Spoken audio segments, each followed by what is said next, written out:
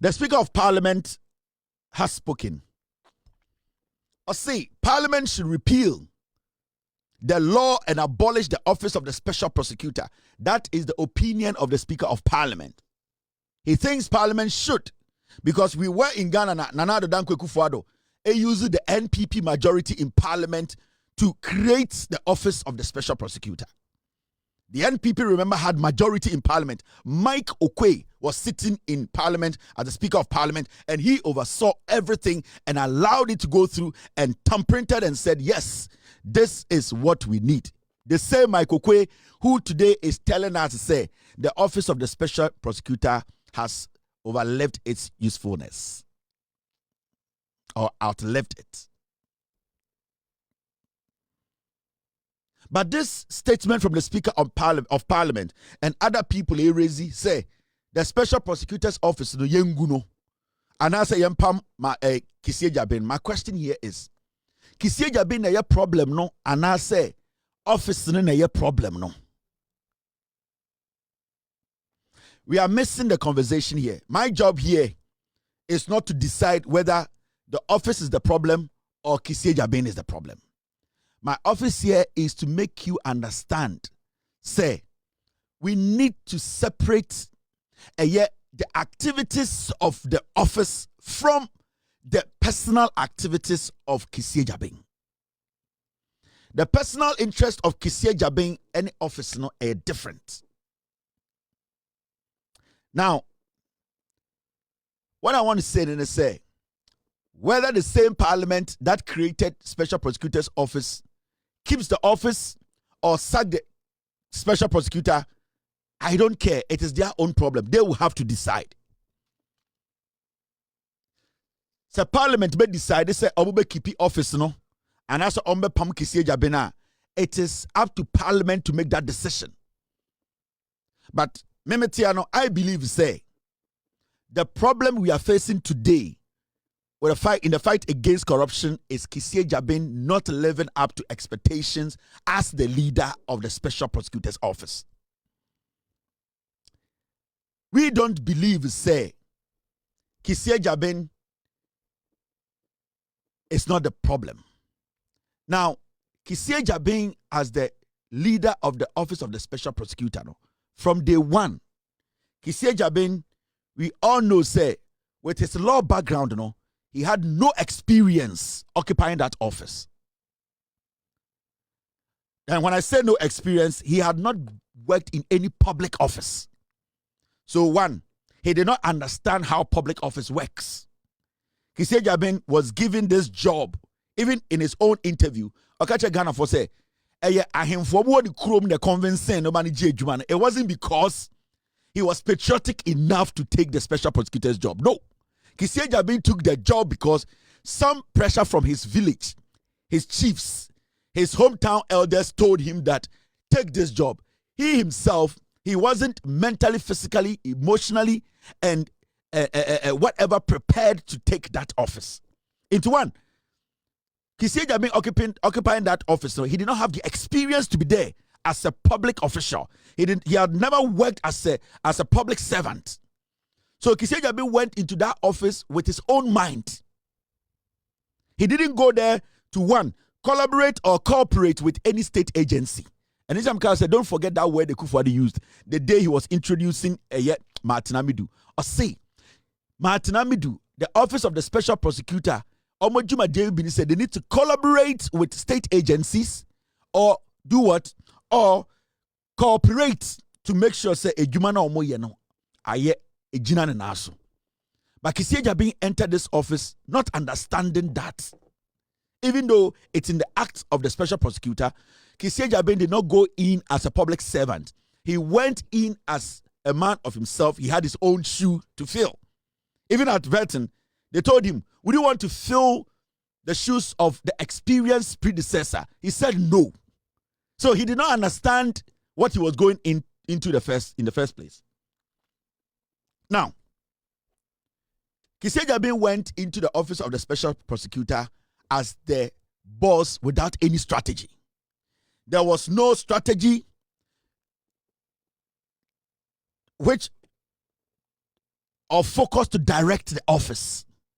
Kissi Agyabeng occupied the office as just the boss of the OSP or the Special Prosecutor's office and just started working. He did not have any strategy. He did not have any plan. So from day one, you realize that Kissi Agyabeng did not have any focus. He did not really direct the office in a certain way. All that he was telling us is that I have investigators. I'm waiting for money from Parliament. They should give me more money. I need to resource. He did not really have a direction. He did not have a focus. So Kissi Agyabeng just walked in there and just because of the perks that came with that position, he was so much into the perks. He wasn't into the direction of the Special Prosecutor's office. So it was about him. It was about building his own reputation, protecting his interest. It wasn't about protecting the interest of Ghanaians. Because if Kissi Agyabeng wanted to protect the interest of Ghanaians, the office would have had a direction. It would have had a focus. Look at Akurugu. Look at Samed Dakon. He brought these people on because he needed people who protect his integrity and not to direct or put the office in a focused position whereby it can be directed to be doing something that we all can say office is gearing to something. The office was vague. He was just taking money. He just enjoyed the bulletproof cars. He just enjoyed the accolades. He enjoyed being protected by military, having an office and people saying, hey, this is the Special Prosecutor. Now, there's something. Kissi Agyabeng did not have any public interests. And I said that because he was only motivated by money. He believed that without enough money, he, as the head of the office of the Special Prosecutor, they could not work. And remember, when it comes to fighting corruption, it goes beyond money. It is more of strategy. It is more of focusing. It is more of experience. But Kissi Agyabeng, because he had not been in any public office, because he was not ready to collaborate with anybody, Kissi Agyabeng's focus was that it was only money that could direct the office or make the office that authoritative officer a bit higher the Ghana for pay. So when he went in there, it was about the money. It was about how much money is Parliament going to give the office. How much he is going to get, the perks, the kind of cars he's going to get, the kind of things, the salary. He never flew commercial economy. He always flew first class. He was always at the most luxurious places because that is what he understood. Nana Ajim, it was the office of the Special Prosecutor, or not as the boss. He needed to be treated like the president. So the focus wasn't on the office, the direction of the office, the core mandate, which is fighting corruption. That wasn't the core mandate. That is why all these years, upon the 50 billion or whatever we gave him, still Kissi Agyabeng has not been able to interdict one person to say, I have prosecuted him, he has been jailed. That's why he has not been able to do that. Because even Ende Amenoka say, when you ask Kissi Agyabeng, I didn't know to me prosecute you, because say we don't have enough funds. We don't have enough money. I need to employ more investigators. That is what he will tell you. But it is not about the number of investigators you have.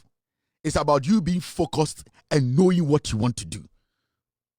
Now, Kissi Agyabeng is too arrogant. Kissi Agyabeng has never gone through the process of working as a public servant. So he did not see the need to bring himself to that level where he can go and collaborate with Yoko. He did not see himself that low to go to the level of collaborating with Shraj. He did not see himself at the level where he can work with the Ghana Police Service. That is why recently you have seen him going back and forth with the Attorney General's office when it came to the docket, Ken Oforiatta's docket, because he does not respect public office, because he does not see himself as somebody who is occupying a place where an office which is more of a collaborative office with other security agencies, he is not able to collaborate. He is not able to cooperate with any state security agency. That is why Kissi Agyabeng has been struggling from the day he occupied our office to date. And if you check the history of Kissi Agyabeng, he has not been successful with any state security agency. He has not been able to collaborate with any state security agency and be successful on a case, because to him, he feels that he is himself. He is independent. His office should be superior than any office. So he does not see himself as going down there to collaborate, to get experience, or to get more knowledge on cases. That is why he is still struggling to date. He's not been able to prosecute anybody. Now, apart from that, he's more into contracts.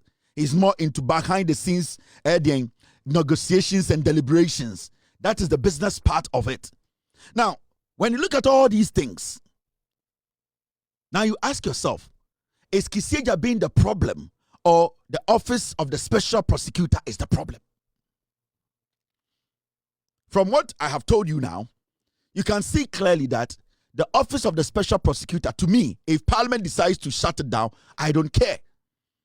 All that I need is that at the end of the day, we have state security agencies that can fight corruption. But if we are going to look at this issue right now, I believe that Kisieja has been the problem and not the office. And to be very honest with you, Parliament knows what is best for this country. I don't decide for Parliament. I don't decide for the president. I don't decide for every Ghanaian. But if you ask me, myself and my team, the analysis and all that we have shown you today, we believe that if somebody who is really committed and ready to work as a civil servant, to collaborate with state security agencies, and willing, the willingness is there to submit himself to work for the people or work with the people, this office will still be effective. We can decide to touch the office the way we want, but until we get people who are willing, and from what I have told you, Kisieja is not prepared to be the special prosecutor. He is the problem. Now, the office of the special prosecutor, to me, Parliament will decide. I am not going to say Parliament should take it off, Parliament to shut it down, Parliament to open another branch, whether it is up to Parliament. But when you ask us, our honest opinion is that we believe that Kisieja as a person, Kisieja as an individual, Kisieja as a man leading the special prosecutor's office is the problem. We should not look too far. We should look at the person leading and his conduct, how he has approached when it comes to being collaborative, when it comes to working with state agencies, when it comes to being transparent, when it comes to him being patriotic. Kisieja lacks a lot of things that can make him lead that office. So if Parliament decides to nullify the office, I know Parliament knows best, and Parliament can make the right decision for us Ghanaians, because the motive for establishing the special prosecutor's office till date, we all know say na wrong. But that does not also mean say the office cannot benefit Ghanaians. Even though the motive of the office, the establishment of the office was more political, was wrong, it does not mean say when we get the right people to sit in that office to work, that office cannot benefit we, the people, or this country. That is why I'm saying when it comes to whether keeping the office or not keeping the office or adding the office to another office, it is not up to me to make that decision. It is up to Parliament, because it is the same Parliament that put together this office. So it is up to them to make a decision that will help us, because our representatives are there.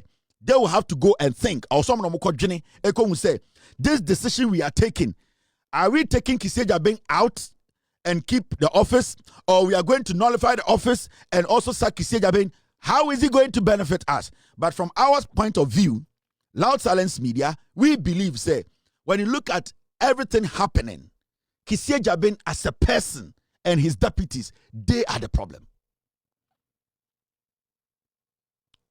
Kisieja and his deputies are the problem when it comes to a office of the special prosecutor. The problems we are going through, Kisieja. So, as I sit here, what I can say and say, we all have our opinions. The Parliament be. The decision Parliament will take.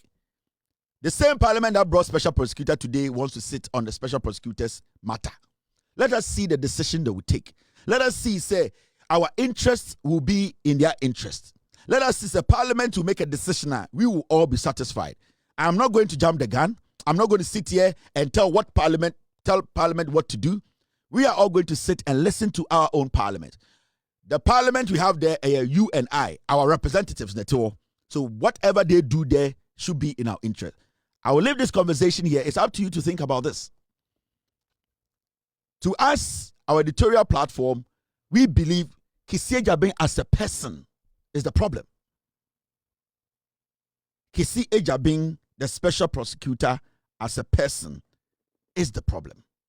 And that we need to look at the people who occupy that office. If we feel that that office is not yielding any results and that we want to do something with it, or if we feel that the people leading the office are not doing what they have to do and that we have to also change them, the Parliament of Ghana knows best. They will have to make that decision. That is why I'm leaving this with the Speaker of Parliament and our parliamentarians. The special prosecutor, to us, Kissie Ejabeng himself, is a problem. Are we going to keep Kissie Ejabeng? Are we going to sack him? Are we going to keep the office, or are we going to abolish that office? It is up to Parliament to make that decision. Our job here is to analyze and break things down for Ghanaians to understand.